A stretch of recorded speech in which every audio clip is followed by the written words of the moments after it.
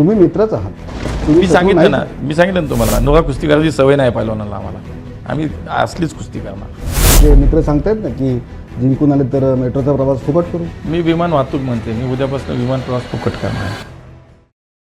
नमस्कार, मी आशुतोष पाटील आणि पुण्याच्या राजकारणात, पुण्याच्या राजकीय धामधुमीत एक असं व्यक्तिमत्व आज आपल्या सोबत जोडले गेले ज्याला ऐकायला आपण सगळे उत्सुक आहात. पुण्याच्या मातीत कसलेला एक गडी आहे जो कुठल्याच प्रश्नांची उत्तरं देताना बिस्कत नाही, सगळ्या प्रश्नांना थेट उत्तर देतो.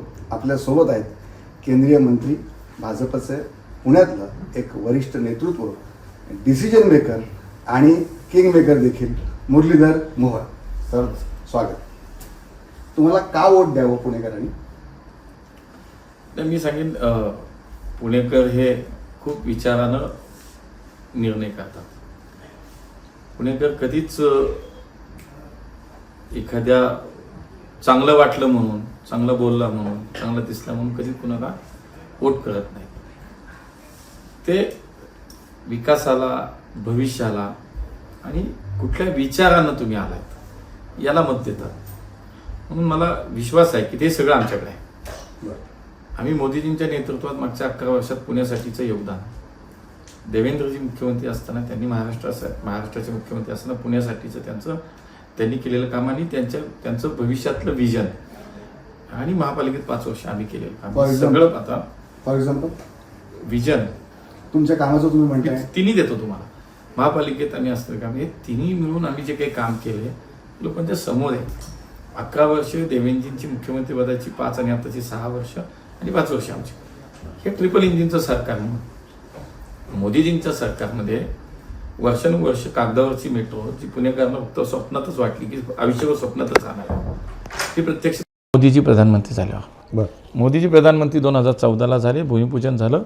आज पुण्यामध्ये 32 किलोमीटर मेट्रोचं जाळं तयार झालं. भविष्यात पुढचे सगळे जर टप्पे पाहिले आपण, कात्रज ते स्वारगेट, वनाज ते चांदणी चौक, रामवाडी ते वाघोली, खडकवासला ते खराडी, हे सगळे जर आपण जर पाहिले, हिंजवडी ते शिवाजीनगर 120 किलोमीटरचं नेटवर्क तयार होत आहे. चांदणी चौक, पुण्याचा पश्चिम प्रवेशद्वार, जवळपास 1200 ते 1300 कोटी रुपयाचा प्रकल्प केंद्र सरकारच्या माध्यमातून त्या ठिकाणी गडकरी साहेबांच्या संकल्पनेत पूर्ण झाला. पुण्याचं दक्षिण प्रवेशद्वार, कात्रजचा चौक, 177 कोटीचा कात्रजच्या चौकात NHAIच्या माध्यमातून गडकरी साहेबांच्या खात्याकडनं 177 मात्राचा उड्डाणपूल तयार झाला. तिथलं वाहतुकीचा प्रश्न. नवले ब्रिज पण तुमच्या काळातच झाला ना? कुठला नवले ब्रिज? कुठला नवले ब्रिज जो अपघातांसाठी प्रसिद्ध आहे तो? हो, सांगतो ना मी तुम्हाला. तुम्ही तो वेगळा प्रश्न करा, मी त्याच्यावर उत्तर द्यायला तयार. हे झालं. त्याच्यानंतर पुणे शहरामध्ये आज नद्यांचे प्रकल्प सुरू झाले.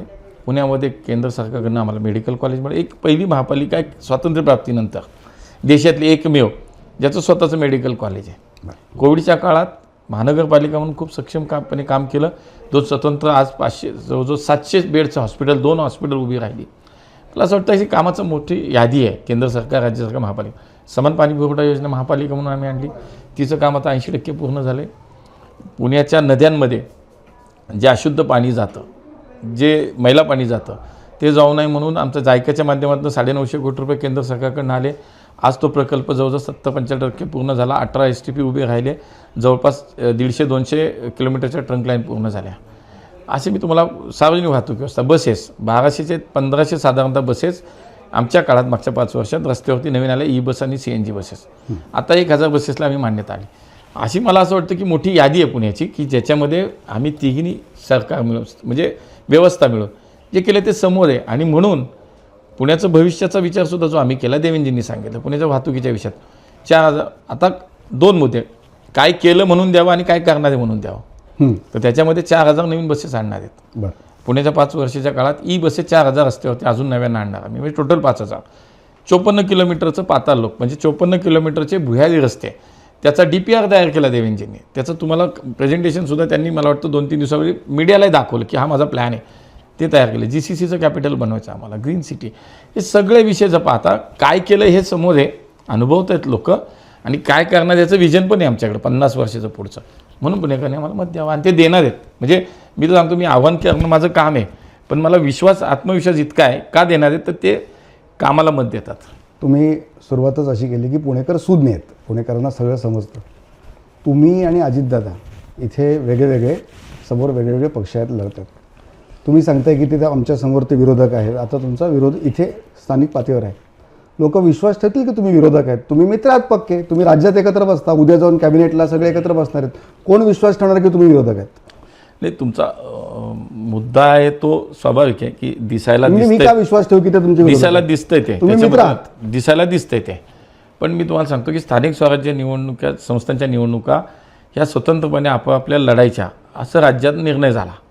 महापालिकाच नाही, नगरपालिकेच्या निवडणुका झाल्या, नगरपंचायत निवडणुका झाल्या, तिथे वेगळे लढलो आम्ही. आता महापालिकेत वेगळं लढतोय, जिल्हा परिषद वेगळं लढणार आहे. बघा, राज्य म्हणून धोरण वेगळं असेल, पण आम्ही स्थानिक पातळीवरती वेगळे लढतोय, ताकदीने एकमेकाच्या विरोधात माझा लढणार. प्रश्न रिपीट करतो. तुम्ही मित्रच आहात. मी शत्रू सांगितलं नाहीच. ना, मी सांगितलं ना तुम्हाला, नोरा कुस्ती करायची सवय नाही पहिलवानाला आम्हाला. आम्ही असलीच कुस्ती करणार. वेगवेगळ्या प्रकल्पांची यादी तुम्ही वाचली. बरं, आता आपण, तुम्ही म्हटलं की तुला शत्रू आहेत, तर आपण शत्रूंकडला आरोपाचा मुद्दा घेतो. नुकतेच दादा असं म्हणाले की जवळजवळ 27 प्रकल्प अर्धवट ठेवलेत. हे अर्धवट ठेवलेले प्रकल्प पूर्ण करण्यासाठी राष्ट्रवादीला मत द्या, असं ते म्हणतात. मला असं वाटतं की 25, 30, 40 वर्षे हेच होते. गल्ली ते दिल्ली, पुणे महापालिका यांच्याच ताब्यात होते. मग त्यांना लोकांनी का बदललं, का बसवलं? आज ज्या प्रकल्पावर ते बोलतात किंवा आज पुण्याच्या वाहतुकीवर बोलत आहेत, पुण्याच्या गुन्हेगारीचा तर विषय खूप बोलतात त्याच्यावरती. पण मग पुणेकरांनी 2017ला का बसवलं घरी? का तर ती दृष्टीच नाही तुमच्याकडे. पुण्याच्या भविष्याचं विजनच नव्हतं तुमच्याकडे, काहीच नाही. पुण्याला भविष्यात काय करायचं, पुणे कधी एवढं मोठं वाढणार आहे माहीत नव्हतं आपल्याला.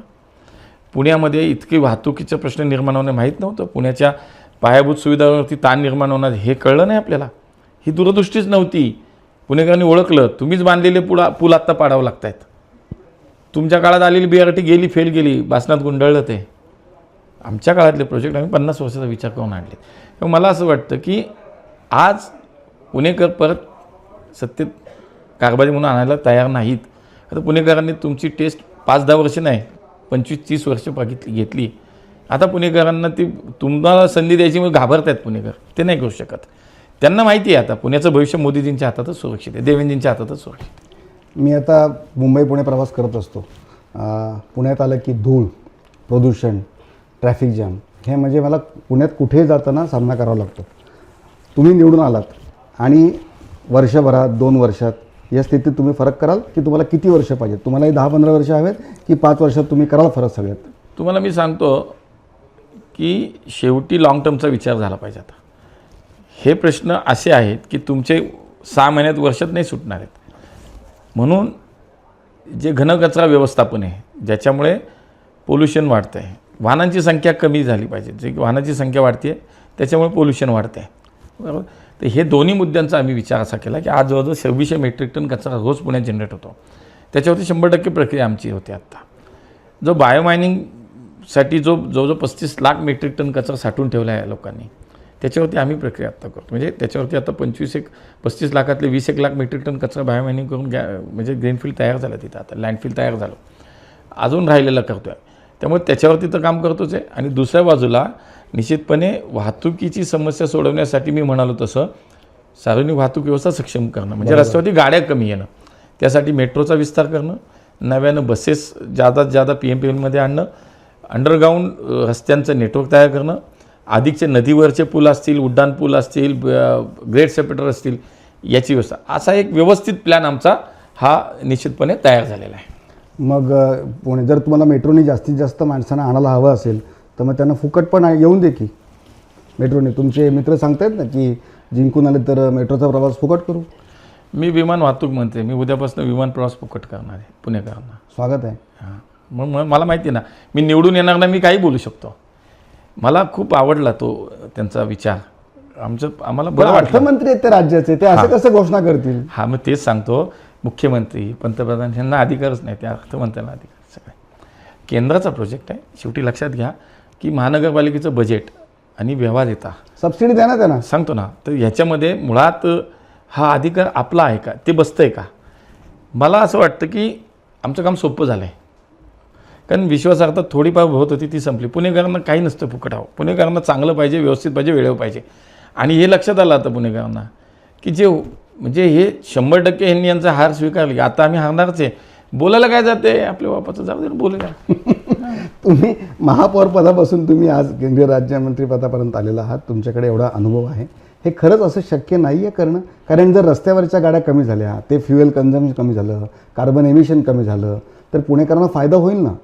100% ना. म्हणून तर आम्ही प्रोजेक्ट आणतोय ना, दिसतोय ना समोर. आम्ही बोललं, केलंय, काम करतोय त्याच्यावरती. मेट्रो सुरू झाली आमच्या काळात, 125 किलोमीटरचं नेटवर्क तयार होतोय, बसेस येत आहेत, रस्ते करतोय, ते करतोय ना. कोण करतंय दुसरं? यांनी केलं असतं. आज बघा, आज आता हे आपल्याला पुढं करण्यासाठी खूप वेळ जाणार आहे, किंवा हे हळूहळू त्याला कालावधी लागेल. हे आधी झालं असतं, ज्यांना सत्ता दिली 25 ते 40 वर्ष ज्यांनी सत्ता, त्यांनी जर केलं असतं तर आज ही परिस्थिती नसती पुण्याची झाली. त्यामुळे खऱ्या अर्थानं जबाबदार हेच आहेत त्या परिस्थितीला. मला असं वाटतं की आम्ही आमच्या पद्धतीनं काय केलं हे सांगितलं आणि काय करणार हे ठेवले. त्यामुळे पुणेकर 100% आमच्यावरती विश्वास आहे त्यांचा. निवडणुकीमध्ये मतदारांना साधारण हवं असतं की कोण फ्रीबीज काय देतात, काय मोफत मिळेल, काय सवलतीत मिळेल, अशा घोषणा सगळे राजकीय पक्ष करत असतात. तुम्ही काय करताय घोषणा अशी? नाही, मी तुम्हाला सांगितलं की याच्यामध्ये आम्ही सिनियर सिटीजनचा विचार करतो आहे, आम्ही महिलांचा विचार करतो आहे. बाकी आपण, मला असं वाटतं की पुणेकर, मी मागाशी म्हणत तसं, पुणेकरांना फुकट काही नको आहे.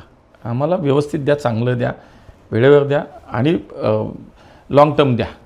हे सगळे विषय घेऊनच आम्ही आमचा जाहीरनामा केलेला आहे. त्यामुळे आमच्याकडं मला असं वाटतं त्या लाईनवर जाण्याची आवश्यकताच नाही लागली. आणि मुळात देणार म्हणजे तुम्ही किती दिवस करू शकता, काय करू शकता, जे फिजिबल, जे प्रॅक्टिकली शक्य आहे तेच बोललं पाहिजे. तुम्हाला विधानसभा निवडणुकीत ज्यांनी सगळ्यात मोठं यश दिलं त्या लाडक्या बहिणींसाठी मुंबई महानगरपालिकेसाठी देखील तुमच्या पक्षाने जो जाहीरनामा प्रसिद्ध केला, वचननामा, त्याच्यात असं म्हटलं आहे की 5 लाखापर्यंतचं कर्ज बिनव्याजी देणार महानगरपालिका.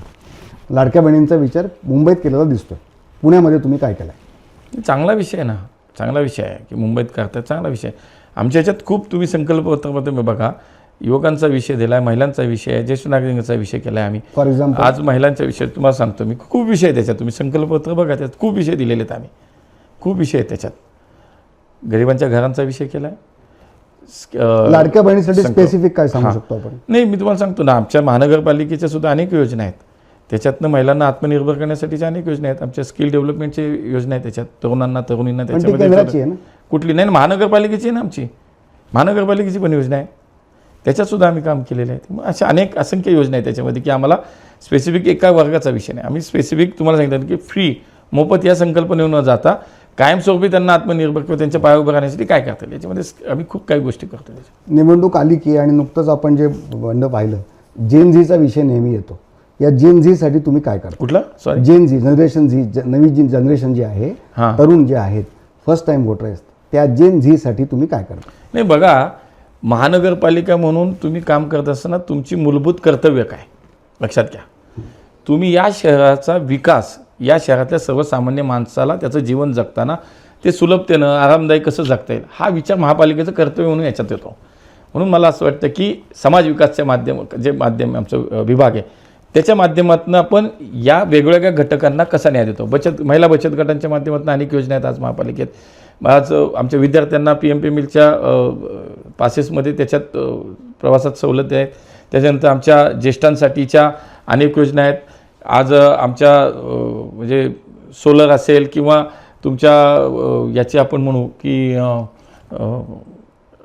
पाण्याचं, म्हणजे पावसाळी पाण्याचं आपण जे हे करतो, काय म्हणतो, रेन वॉटर हार्वेस्टिंगला, त्याला आम्ही कर सवलत माफ देतो, त्याच्यामध्ये कर सवलत देतो. मला असं वाटतं की शेवटी ही व्यवस्था जी आहे ना, ही या शहराच्या दैनंदिन समस्या आणि दैनंदिन त्यांच्या ज्या मूलभूत गरजा आहेत त्याच्यावरती काम करण्याचा विषय आहे. पहिलं कर्तव्य तर तुमचं ते आहे आणि मला असं वाटतं त्याच्यावर फोकस केला महत्त्वाचं. थेट पॉलिटिकल प्रश्न. आता ही जी आपण इक्वेशन पाहतोय की पुण्यामध्ये दोन्ही राष्ट्रवादी, दोन्ही पवार फॅमिली एकत्र आली. तुम्हाला तर आनंदच आहे की ते फॅमिली एकत्र आली, चांगलं आहे ना, तुमच्यामुळे आले ते. आता पुढचा प्रश्न सगळ्या सामान्य, आम्ही फिरतो तेव्हा चर्चा अशी ऐकू येते की आता सुप्रियाताई आता भाजपबरोबर येणार आणि केंद्रात मंत्री होणार. तुम्ही मोदीजींच्या मंत्रिमंडळातले, मोदीजींच्या जवळचे एक मंत्री आहेत, तुम्हाला निश्चित काही ना काही माहिती असते. असं काय होतं आहे? नाही, मी सांगतो की मला निश्चित याच्यातली काही कल्पना नाही. आणि हे एकत्र येतात त्यात चांगलं आहे. एक कुटुंब एकत्र येतं आपल्याला आनंद आहे, त्याच्याबद्दल काही म्हणणंच नाही माझं. आल्या तर स्वागत आहे. नाही, त्यांचं कुटुंब त्यांचं एकत्र येत आहे. नाही, तुमच्याबरोबर त्या उद्या माझ्या स्तरावरती मी चर्चाच नाही करू शकत याच्यावर. राज्याचं देशाचं नेतृत्व विचार करेल कोणाला घ्यायचं कोणाला नाही ते. तर मी छोटा कार्यकर्ता आहे.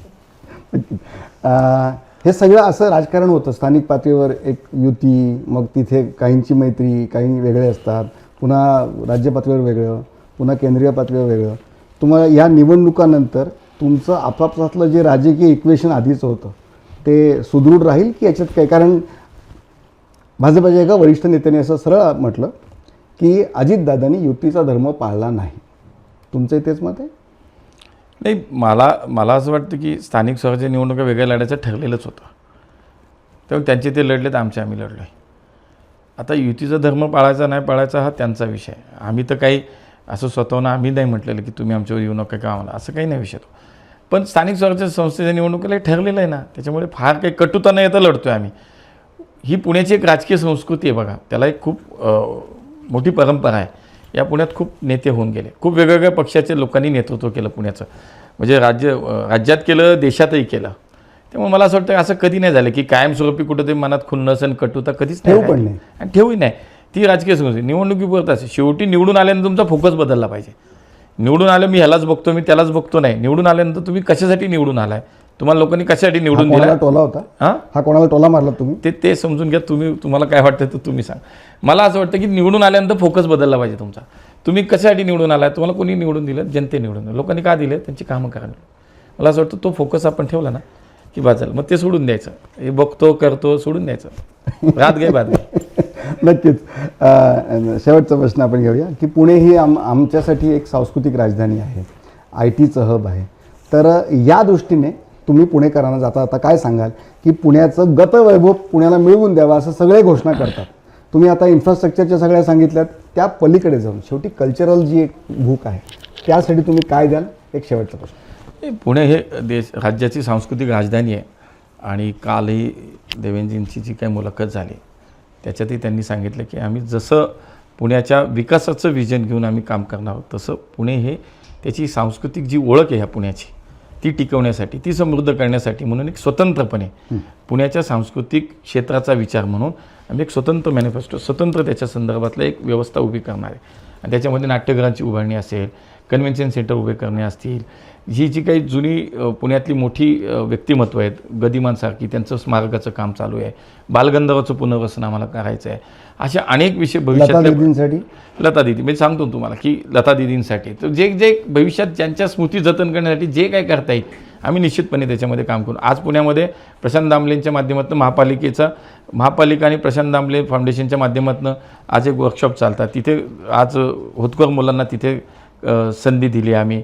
महानगरपालिका म्हणून सांस्कृतिक धोरण आमचं आहे, त्याच्यामध्ये दरवर्षी या शहरातल्या महानगरपालिकेचे पुरस्कार वेगवेगळ्या लोकांच्या नावाने जे आहेत पुण्यात त्यांच्या नावाने पुरस्कार दिले जातात.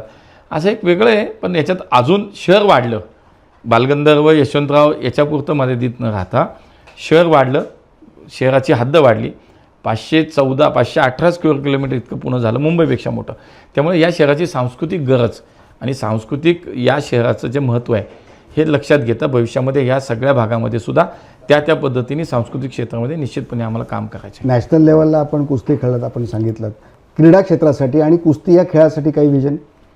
सगळ्याच खेळांसाठी मी तुम्हाला सांगतो की खासदार क्रीडा महोत्सवाच्या माध्यमातून आम्ही आत्ता ज्या स्पर्धा घेतल्या, पुण्याला जसं इतर ओळख तशी पुण्याची क्रीडा नगरीसुद्धा ओळख आहे. या पुण्यानं राज्याला देशाला अनेक खेळाडू दिले. म्हणजे या पुण्यात देशातला सर्वोत्कृष्ट जो पुरस्कार आहे खेलरत्न तो अंजली भागवत पुण्यात आहे. या देशात या पुण्यात 3-4 ऑलिम्पियन्स आहेत. म्हणजे धनराज पिल्ले पुण्यात राहतो, मनोज पिंगळे पुण्यात राहतो, ज्यांनी ऑलिम्पिकमध्ये देशाचं प्रतिनिधित्व केलं. काका पवार पुण्यात राहतो. अर्जुन अवॉर्डी पुण्यात 10-15 आहेत. म्हणजे त्याच्यामध्ये आमचे शांताराम बाप्पू जाधव असतील, शकुंतला खटावकर असतील, हे अर्जुन अवॉर्डी पुण्यात इतके आहेत. छत्रपती अवॉर्डी तर नुसत्या एकट्या पुण्यात जवळजवळ 200 आहेत, 200-250 छत्रपती अवॉर्डी पुण्यात. त्यामुळे पुण्याला एक क्रीडा संस्कृती, क्रीडा वैभव आहे पुण्याचं. त्यामुळे नुकत्याच आम्ही दरवर्षी आता चालू केला खासदार क्रीडा महोत्सव आम्ही सुरू केला. यावर्षी पहिल्यांदा खासदार क्रीडा महोत्सव सुरू केला. तुम्हाला सांगतो 46,000 क्रीडा स्पर्धक वेगवेगळ्या क्रीडा खेळामध्ये प्रकारामध्ये सहभागी झाले. 46,000. तर मला असं वाटतं की ह्याच्यातनं आणि आम्ही करताना काय केलं, त्या ज्या अधिकृत क्रीडा संघटना आहेत त्याच्यासोबत आम्ही ह्या स्पर्धा घेतल्या. म्हणजे आज त्या स्पर्धा झाल्यानंतर तिथे रजिस्टर झाला आता की कुस्तीमध्ये या शहरातली जर जवळजवळ 250, 300, 500 मुलं संघटनेची सहभागी झाली मान्यता असेल राहते. तर त्याच्यातली ही 10 मुलं आम्हाला निश्चितपणे भविष्यात या राज्याचं देशाचं प्रतिनिधित्व करताना घडवावी लागतील. हे तशी त्यांच्यामध्ये गुण आहेत त्याच्यामध्ये. अशा सगळ्या खेळांचे मला संघटने, त्यामुळे मला असं वाटतं की ते तर करतोय. पुण्यामध्ये 2029ला नॅशनल गेम्स व्हाव्यात यासाठी मी प्रयत्न करतोय. बरं. माननीय मुख्यमंत्री साहेबांच्या सोबत आम्ही बसून चर्चा करून राज्याचा प्रस्ताव गेला इंडियन ऑलिम्पिक असोसिएशनकडे. त्यामुळे मी महाराष्ट्र ऑलिम्पिक असोसिएशनचाही उपाध्यक्ष म्हणून आता काम करतोय. मला खेळ या विषयात मी खूप रमतो, माझा आवड आहे. मला सगळ्याच खेळाची, म्हणजे स्वतः कुस्ती खेळलं, मी कबड्डी पण खेळलं आहे. मला आवडच आहे आणि म्हणून या पुणे शहराचं जे वैभव आहे ते सुद्धा मला पुढच्या काळात सांस्कृतिक क्षेत्र असेल, क्रीडा क्षेत्र असेल, याच्यामध्ये निश्चितपणे पुढच्या काळात आपल्याला पाहायला मिळेल की आम्ही सगळे मिळून त्याच्यात खूप काम करणार. एक अगदी शेवटचा प्रश्न, ज्याचं उत्तर तुम्ही माझी यात भूमिका नाही, माझा यात रोल नाही असं उत्तर न देता स्पष्ट उत्तर द्यावं तुमचा अशी प्रश्न कसा प्रांजळ आहे त्याच्यावर अपेक्षा आहे. अवलंबून आहे. तुमचा प्रश्न कसा आहे तसा अवलंबून आहे. तुम्ही सत्तेवर येणार, तुम्ही यावेळेस 3 आकडी संख्या गाठणार, धन्यवाद. हे तुमचा विश्वास आहे. धन्यवाद. हां, याच विश्वासाने मला सांगा, पुण्याचा महापौर तुमचा कॅन्डिडेट कोण असणार? नाही, मुळात आता बघा, महापौर पदाचं आरक्षणच नाही अजून ओपन झालं. महापौर पदाचं आरक्षण, बरं, टॉप 3 नावं सांगा. हे आरक्षण झाल्याशिवाय कसं काय? जर SC झाला तर वेगळा उमेदवार, SC महिला झाला तर वेगळा उमेदवार, OBC झाला तर वेगळा उमेदवार, OBC महिला झाला तर वेगळा आणि खुला झाला तर वेगळा. त्यामुळे मी आता सांगूच शकत नाही. अण्णा धन्यवाद, छान गप्पा झाल्या. तुम्हाला विजयासाठी मनपूर्वक शुभेच्छा. नमस्कार, धन्यवाद.